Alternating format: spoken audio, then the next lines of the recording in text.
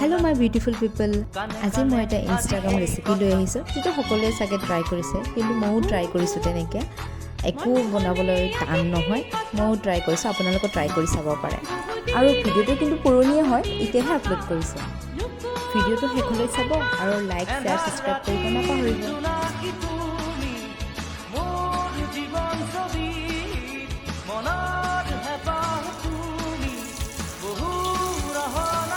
শুনা শুনা কানে কানে আজি সেই কথা